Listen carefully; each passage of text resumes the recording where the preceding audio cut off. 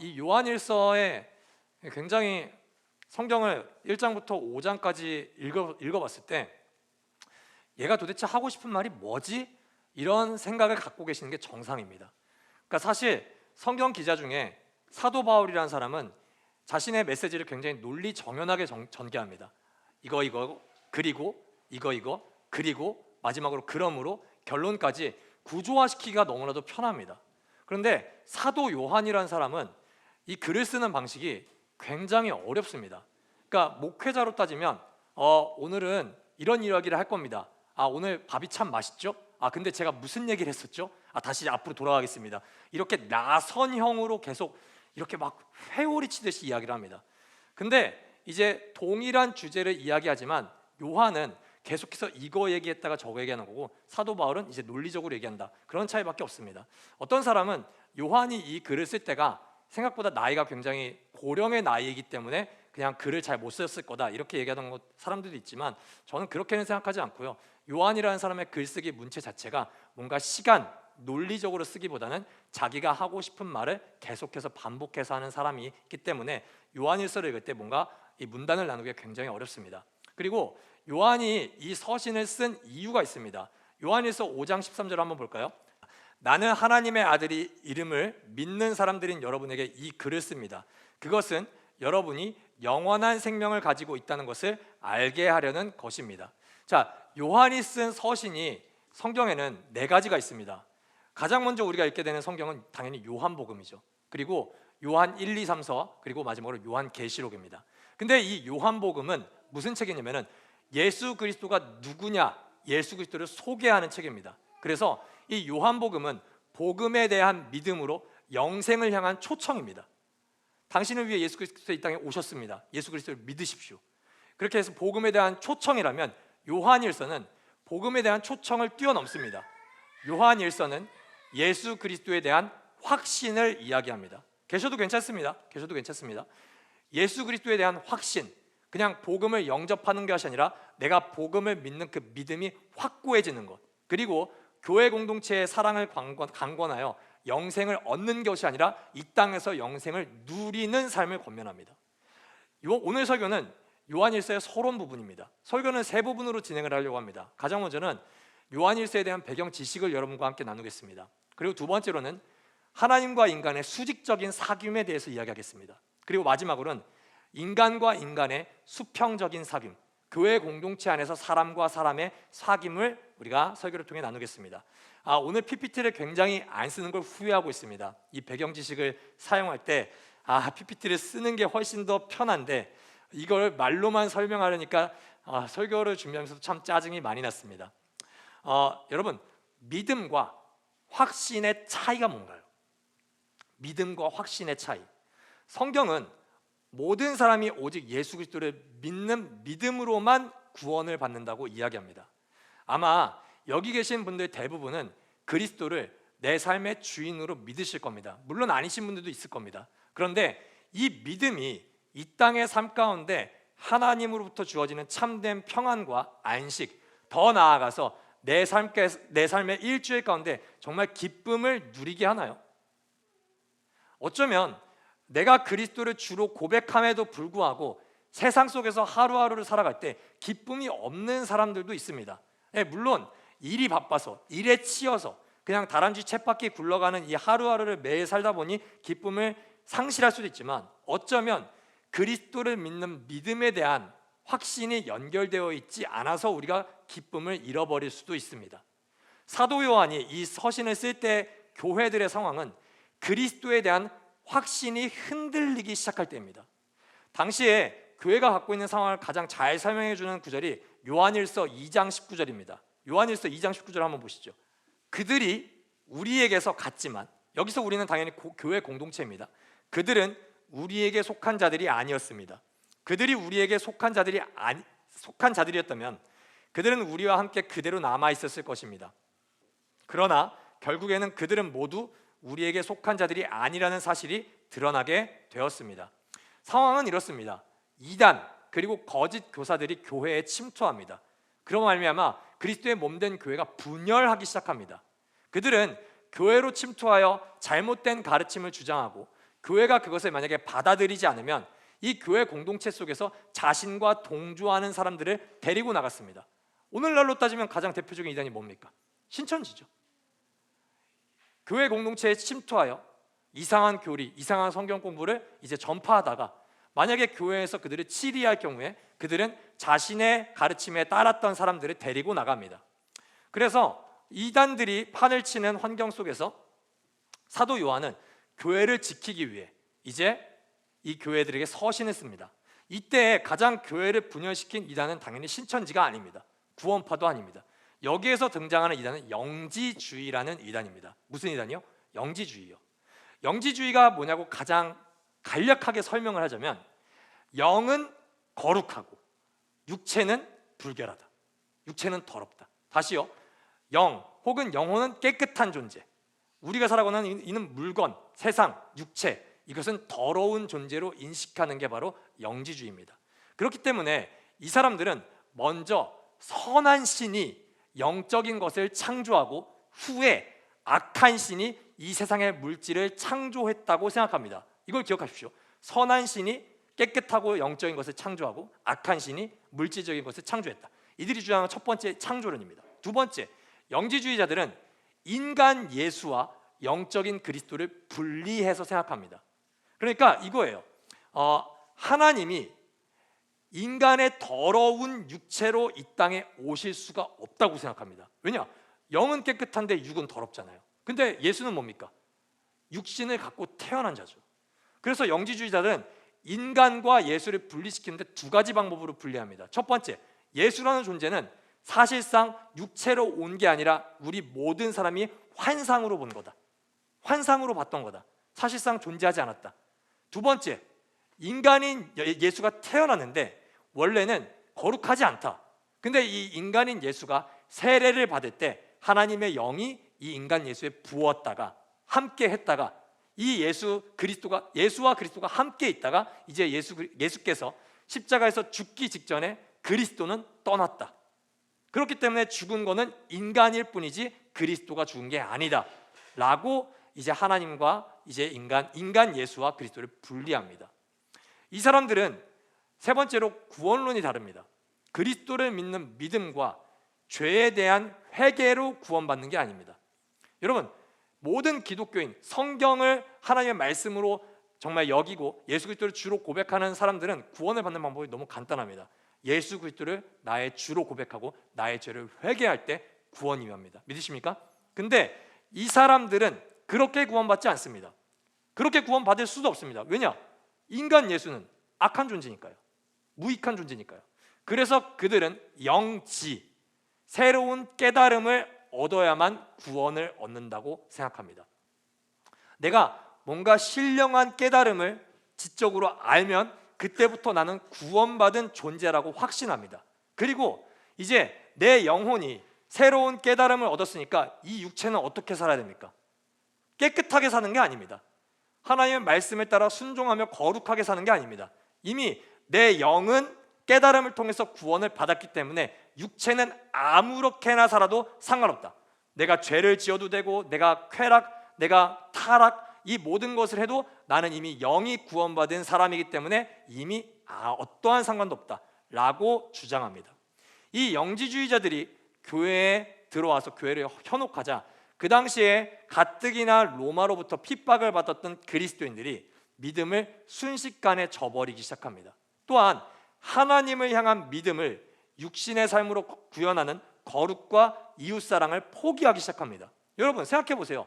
나 이제 예수 그리스도를 믿었어. 깨달았어.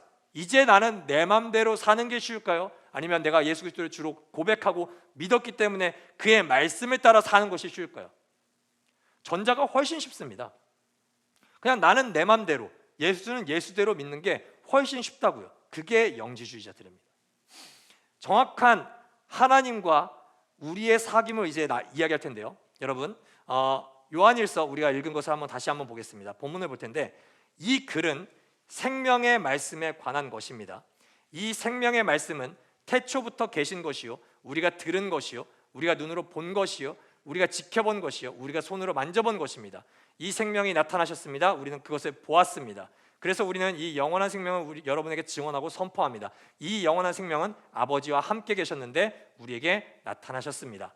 요한은 갑자기 생명의 말씀이라는 단어를 쓰는데, 생명의 말씀이 뭔지 정확하게 알기 위해서는 마찬가지로 요한이 저술한 요한복음 1장을 보면 굉장히 쉽게 알 수 있습니다. 요한복음 1장 1절에서 3절을 제가 한번 읽어드리겠습니다. 태초에 말씀이 계셨다. 그 말씀은 하나님과 함께 계셨다. 그 말씀은 하나님이셨다. 그는 태초에 하나님과 함께 계셨다. 모든 것이 그로 말미암아 창조되었으니 그가 없이 창조된 것은 하나도 없다. 요한은 생명의 말씀을 계속해서 등장시키는데, 이 생명의 말씀이 결국에 누구냐? 예수 그리스도를 생명의 말씀으로 비유합니다. 그런데 요한이 말하는 태초, 이 아르케는 우리가 생각하는 창세기 1장 1절에 태초에 하나님이 천지를 창조하시니라의 이 태초랑은 좀 다릅니다. 창세기 1장 1절에 태초에 하나님이 천지를 창조하시니라의 그 태초는 시간과 공간의 시작을 알리는 태초입니다. 근데 요한이 요한복음과 요한일서에서 이야기하는 태초는 그 이전입니다.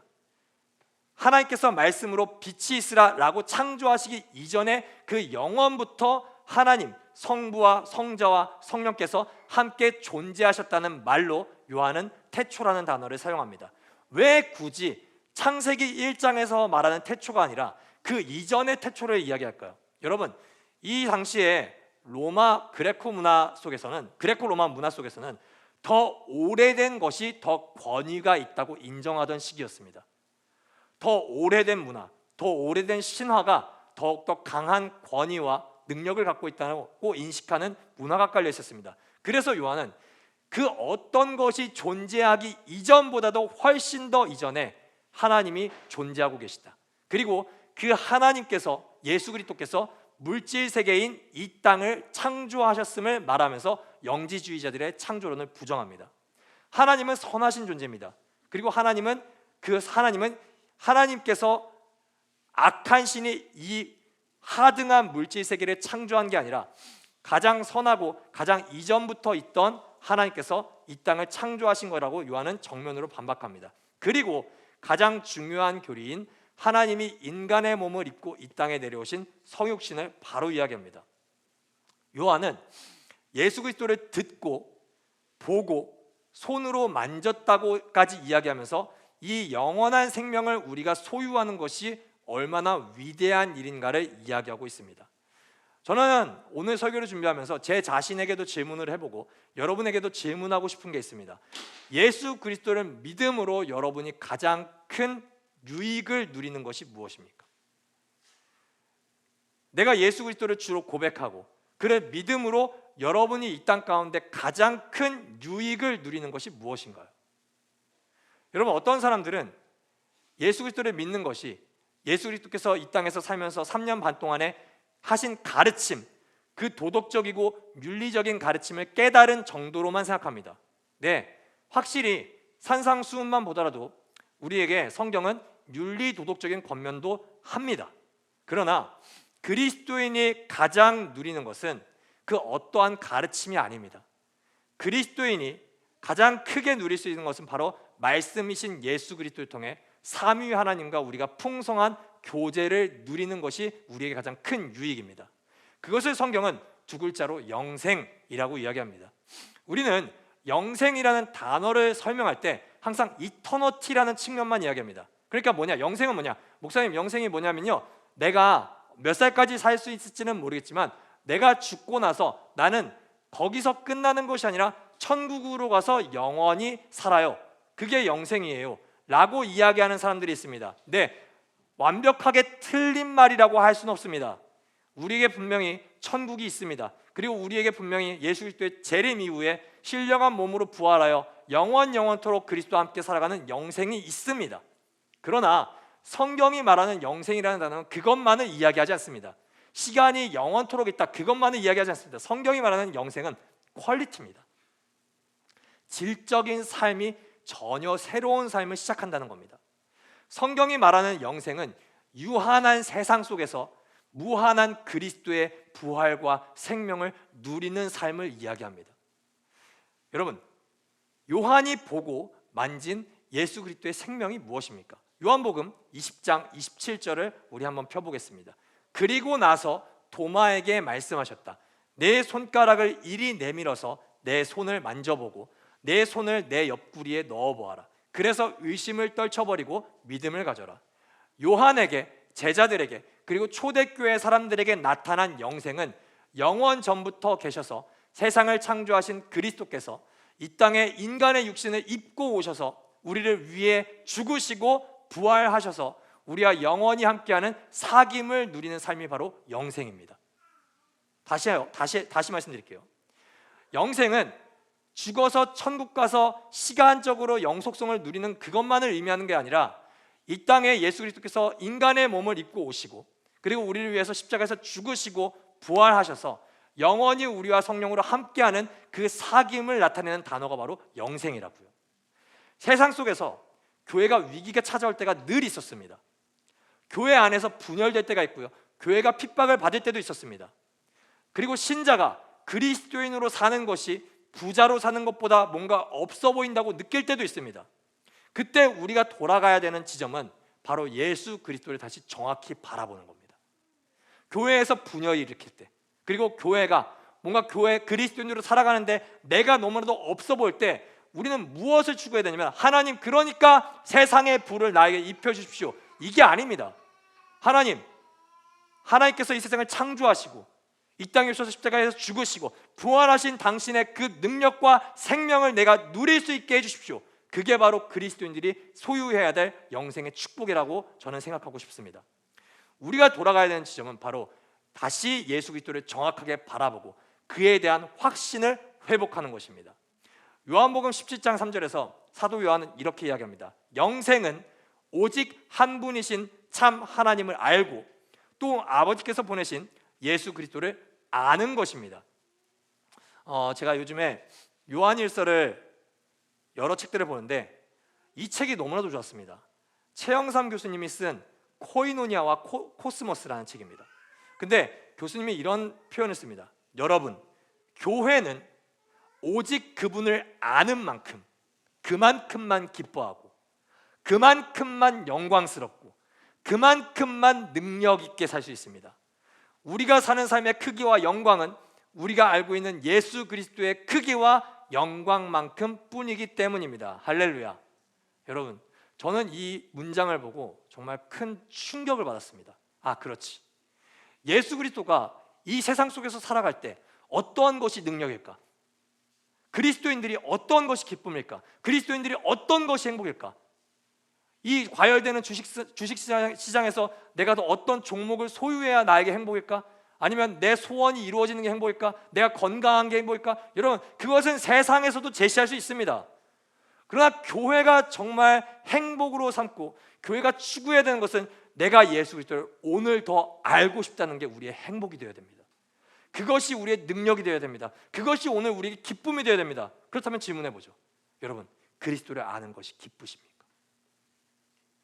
그리스도를 아는 것이 여러분에게 영광이 됩니까?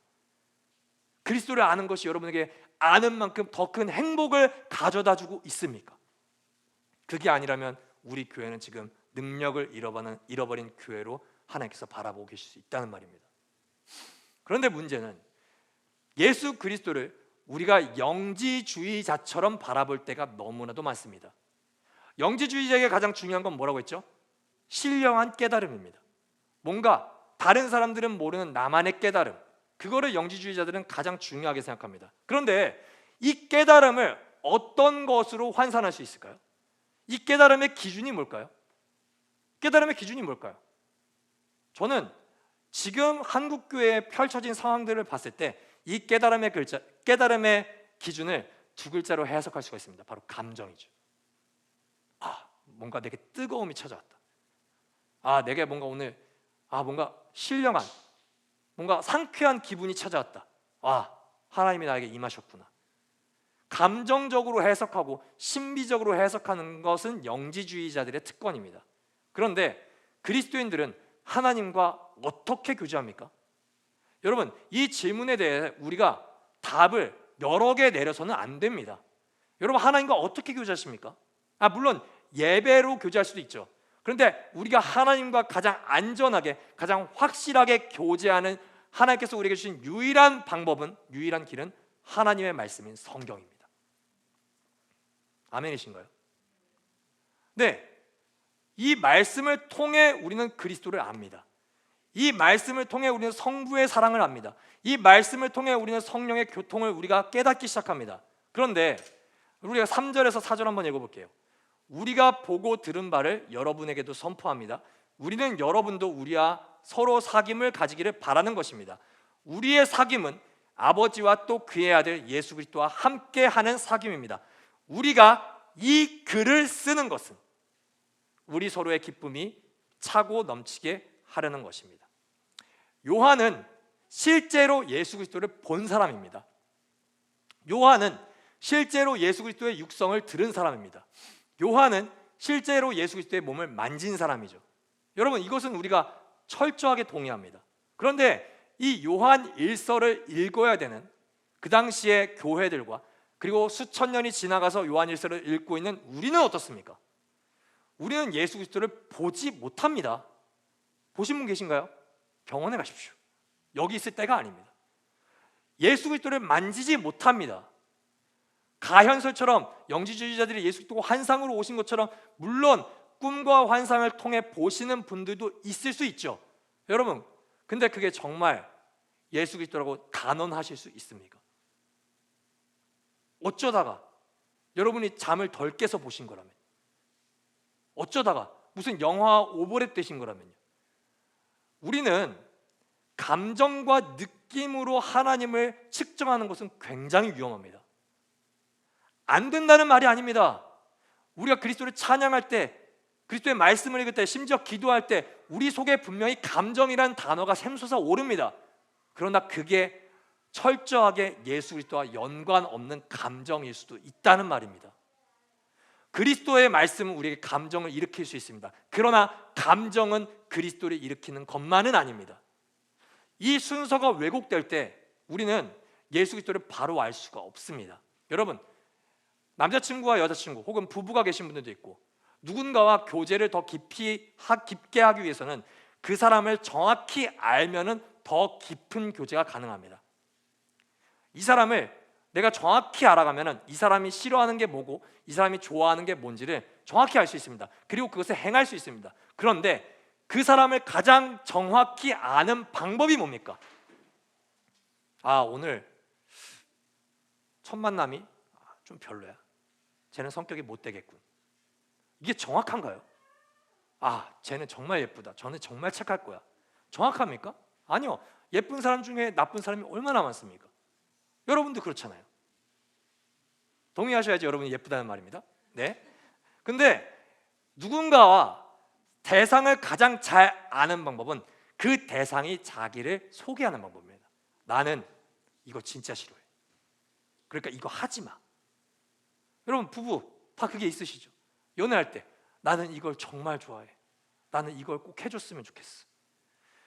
감정과 느낌이 개입하지 않습니다. 이거는 그 존재가 직접 자기를 계시하는 겁니다. 여러분, 우리가 그리스도를 믿는 신앙생활 속에서 확신이 불안한 이유가 뭔지 아십니까? 목사님, 저 이렇게 죄를 많이 졌는데, 요즘에 기도를 많이 안 하는데 하나님이 정말 저를 사랑하는 건지 의심이 돼요.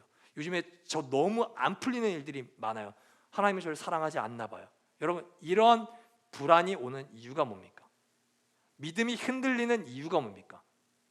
제가 말씀드릴까요? 예배 때 오는 감정으로 하나님을 믿기 때문입니다. 우리는요, 예배는 빠지지 않습니다. 일주일에 이 주일 예배 가운데 마음을 준비하고 올 때도 많습니다. 마음을 준비하지 않고 와도 예배 가운데 찬양과 기도와 말씀을 통해서 새로운 마음을 잊기도 합니다. 그런데 이 감정이 오래 가나요? 오래 안 갑니다. 찬양할 때, 기도할 때, 혹은 설교를 들을 때 듣는 깨달음으로 그리스도를 아는 것은, 그리스도를 정의하는 것은 너무나도 위험합니다. 여러분, 강단에서 제가 헛소리를 한다는 말이 아닙니다. 성경을 기반으로 합니다. 그런데 우리가 주일에 한번 드리는 예배와 예배 때 느낀 감정만으로는 이 세상에서 하나님으로부터 주어지는 영생을 절대 확신할 수 없다는 말입니다. 오히려 오늘 여러분이 느낀 그 감정으로 예수를 보고 예수를 듣고 예수를 만지는 것은 요한의 믿음과 전혀 다릅니다. 그는 실제로 이 땅에 육신으로 오셔서 자신을 계시하신 그리스도가 있습니다. 그러나 오늘을 살아가는 우리에게 하나님께서 자기 자신을 정확하게 가장 선명하게 계시하는 방법은 유일한 방법입니다. 바로 생명의 말씀인 하나님의 말씀 성경입니다. 여러분, 하나님은 성경을 통해 자신을 계시하십니다. 그런데 놀랍게도 우리는 성경을 한 주 동안에 덮어두고 예배 때 받는 느낌으로만 신앙생활을 하려고 합니다. 그 결과 우리가 하는 기도의 내용은 성경에서 벗어난 기도 제목들이 너무나도 많습니다. 대부분 우리가 하는 기도 제목들이 뭡니까? 세상적인 축복, 나의 소원, 이것을 벗어나는 기도 제목들이 거의 없습니다. 그것을 기도하지 말라는 말이 아니에요. 근데 여러분, 그것을 매주 기도하고 또 기도하다 보니까 여러분이 영생이신 하나님의 아들 예수 그리스도를 누리는 삶이 더욱더 커져갑니까? 아닙니다. 오히려 예배를 드리고 기도를 많이 하면 할수록 더욱더 그리스도와는 관련 없는 세상의 것을 하나님께 구하는 우리의 모습을 살펴볼 때가 훨씬 더 많습니다. 예배 때 받는 느낌 혹은 고통 혹은 나에게 슬픈 일이 찾아올 때 우리의 신앙은 그때 송두리째 흔들립니다. 교회는 나올 수 있습니다. 그런데 믿음, 하나님의 생명, 이것을 누리는 삶이 일상 가운데 나타나지 않습니다. 그것은 확신을 잃어버린 신앙생활입니다. 세상을 창조하신 예수 그리스도, 이 땅에 인간으로 오신 그리스도, 십자가에서 죽으시고 부활하신 그리스도, 승천하신 그리스도, 다시 오실 그리스도의 생명이 내 안에 있으므로 나에게 찾아오는 수많은 상황 속에서도 우리는 기뻐할 수가 있습니다. 그가 우리와 함께 하심으로, 그가 우리와 영원히 동행하심으로 우리의 삶의 환경은 정말 파도치듯이 흔들리지만 그 파도치는 삶의 환경 속에서 우리는 흔들리지 않고 예수 그리스도의 임재와 예수 그리스도의 생명 가운데 우리가 통치함을 받은 삶을 살 수 있다는 말입니다.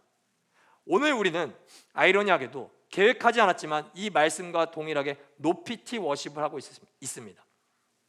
어쩌면 우리의 감정을 자극하는 음악이 없을 수도 있습니다. 우리의 시각을 훨씬 더 효율적으로 도와주는 PPT가 없을 수도 있습니다. 설교를 잘 이해하기 위해 어떠한 도구도 우리에게 지금 주어지지 않았습니다. 그럼에도 불구하고 우리에게 성경과 우리가 하나님으로 고백하는 우리 속에 계시는 성령께서 함께 하시다면 예수 그리스도를 예배하기에 부족함이 없습니다. 예수 그리스도와 교제하기에 전혀 부족함이 없습니다. 그렇다면 여러분들은 지금 무엇을 붙잡고 계십니까? 우리가 정말 붙잡아야 될 그리스도가 담긴 성경은 1년에 한 번이 아니라 내가 모태신앙으로 살았음에도 불구하고 한 번도 읽지 않았음에도 불구하고 우리가 평안을 누리고 있다면 여러분, 그게 정말 하나님이 주시는 확신의 평안일까요? 어쩌면 우리에게 세상으로부터 주어지는 만족과 내게 소원이 이루어져서 그거로 말미암아 기뻐하는 평안 아닐까요? 저는 우리 교회가 성경을 이제 펼치는 교회가 되길 원합니다. 여러분, 진리를 통해서 그리스도와 교제하십시오. 이것이 우리에게 영생에 대한 확신을 줍니다.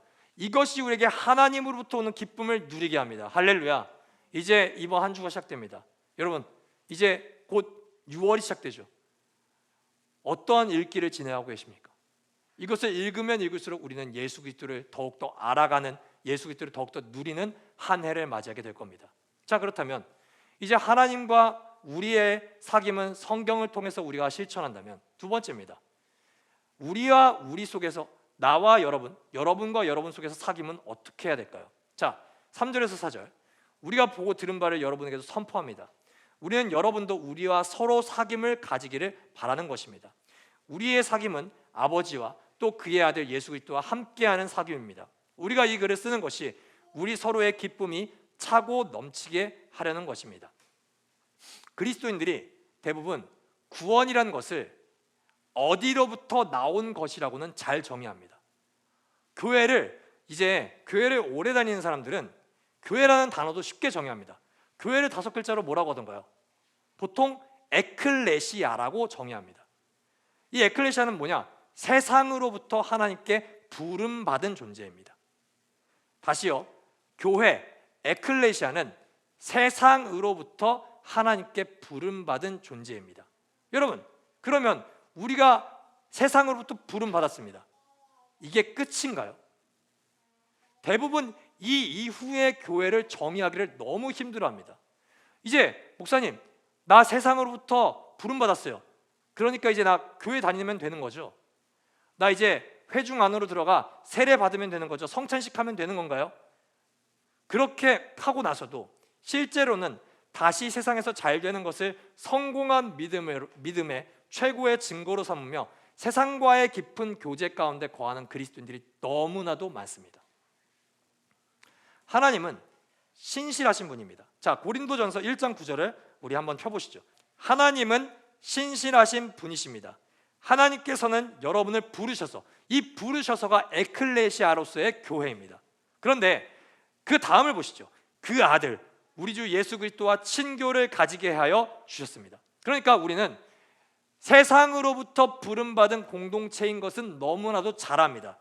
이것을 영어로 from이라고 해보죠. from, 몸으로부터 우리는 부름받았다. 그런데 여기서 멈추는 그리스도인들이 너무나도 많습니다. 아, 그래, 나 세상으로부터 부름받았지.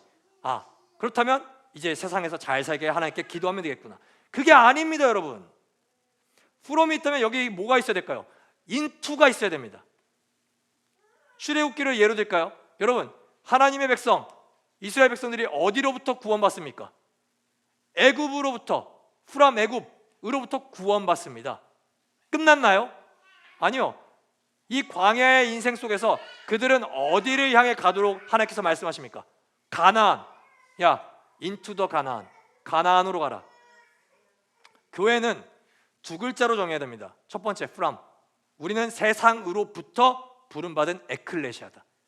그 다음에 into. 우리는 세상을 향하여 삼위 하나님의 영원한 생명과 사랑의 사귐으로 사귐의 공간으로 나아가는 우리는 코이노니아다. 교회는 두 글자가 반드시 있어야 됩니다. 에클레시아와 코이노니아예요. 세상으로 부름받지 않고 코이노니아만 하는 것은 그저 동아리밖에 안 됩니다. 하나님 없는 모임은 그저 침묵 도모입니다. 근데 하나님으로부터 부름받은 백성들이, 하나님을 아는 백성들이 사귐의 자리로 나아가지 않는다면 그건 교회가 아닙니다. 저는 이 문장을 굉장히 싫어합니다. 저는 하나님을 믿어요. 근데 교회로 살기는 싫어요. 하나님을 믿습니다. 근데 난 교회 다니기는 싫어요. 나 혼자 신앙생활 하고 싶어요. 그 사람은 신약 성경에서 하나님 말씀하시는 교회 공동체를 철저히 무시하는 사람입니다. 물론 이유는 여러 가지가 있겠죠. 교회로 받은 상처 때문에 교회를 기피할 수는 있습니다. 그런데 여러분, 그렇다고 해서 하나님의 말씀하시는 하나님의 몸된 공동체인 교회를 포기하셔서는 안 됩니다. 그리고 교회 속에서 너무나도 자기가 꿈꾸는 교회를 추구하는 사람들이 많습니다. 이번 한 주 가운데 본해퍼 목사님이 쓴 성도의 공동생활이라는 책을 제가 한번 쭉 봐봤습니다. 이제 교회 공동체에 대한 이야기를 쓴 책인데요, 이 본해퍼 목사님이 이런 이야기를 합니다. 잘 들으십시오. 공동체에 대한 꿈을 공동체 자체보다 더 사랑하는 사람은 선한 의도를 가지고 있다 해도 공동체를 파괴하는 자가 됩니다. 다시 말씀드리겠습니다. 공동체에 대한 꿈을 공동체 자체보다 더 사랑하는 사람은 선한 의도를 가지고 있다 해도 공동체를 파괴하는 자가 됩니다. 그리고 나서 보네포가 이런 말을 합니다. 하나님이 이미 우리의 교제의 유일한 기초를 놓으셨습니다. 하나님이 우리가 함께 살기 훨씬 전에 예수 그리스도 안에서 우리를 하나의 몸으로 묶으셨습니다. 그러므로 우리는 공동생활로 요구자가 아니라 감사하는 수령자로서 들어갑니다. 그리스도를 주로 고백하는 사람들은 교회에 와서 요구자의 자리로 가는 것이 아닙니다. 그리스도를 주로 고백하는 모든 그리스도인 하나님의 백성들은 교회로 와서 그리스도께서 우리에게 허락하신 이 공동체를 감사하는 수령자로서 살게 됩니다. 왜냐? 요구자로 가면 반드시 실망합니다. 목사가 꿈꾸는 교회를 하려고 하면 그 교회에서 목사는 실망합니다. 성도가 꿈꾸는 교회를 성도가 만들려고 하면 성도는 그 교회에서 실망합니다. 왜냐? 내가 원하는 교회가 안 되거든요. 내가 원하는 교회는 어떤 교회입니까? 내가 주인 되는 교회입니다. 하나님은 그런 교회를 원하지 않습니다. 하나님은 예수 그리스도께서 주인 되시는 교회를 원하십니다. 그렇기 때문에 그리스도가 주인 되는 이 공동체에 오신 여러분, 성령을 받는 수령자로서 하나님께 감사하십시오. 이 교회가 아니라도 나중에 이 교회를 떠나 다른 교회로 가더라도 마찬가지입니다. 그 교회에 여러분의 요구를 관철시키는 게 여러분의 믿음이 아닙니다. 예수 그리스도의 주인 되심을 어떠한 공동체에 갈 때마다 여러분에게 관철시키십시오. 목사인 우리들도 그 관철을 시켜야 됩니다. 내가 원하는 공동체, 내가 꿈꾸는 교회의 모습이 아니라 주님이 원하시는 교회를 우리가 꿈꾸며 나아갈 때, 그때 우리의 모습은 희미해지고 그리스도의 모습이 훨씬 더 강대해지더라는 것입니다. 사랑하는 여러분, 저는 말씀을 마치려고 합니다. 여러분은 지금 어떠한 교회에 계십니까? 정말 하나님으로부터 온 그 생명을 누리는 에클레시아의 교회로서 여러분은 거듭나셨습니까? 그렇다면 하나님은 우리를 오늘 코이노니아의 교회로 보내십니다. 공동체에서 교제하십시오. 여러분이 새로운 생명을 받았고 새로운 생명을 누리고 새로운 생명을 일상 가운데 확신하는 이야기들을 여러분 가운데 함께 이야기를 하십시오. 그것이 하나님과 우리 속에서 일어나는 사귐입니다. 두 번째, 교회이신 여러분, 나눔의 삶을 실천하십시오. 코이노니아는 교회라는 단어보다 나눔, 공유라는 단어로 훨씬 더 많이 사용됩니다. 교회인 여러분, 저와 여러분, 이 세상 가운데 여러분들은 어떤 것을 나누고 계십니까? 나의 직장에서, 나의 가정에서, 내가 살아가는 모든 삶의 환경 속에서 우리는 무엇을 나누고 있습니까? 저 예수 믿는 사람이니까 밥 먹을 때 기도해야 돼요. 부름받은 자로만의 정체성이 아닙니다.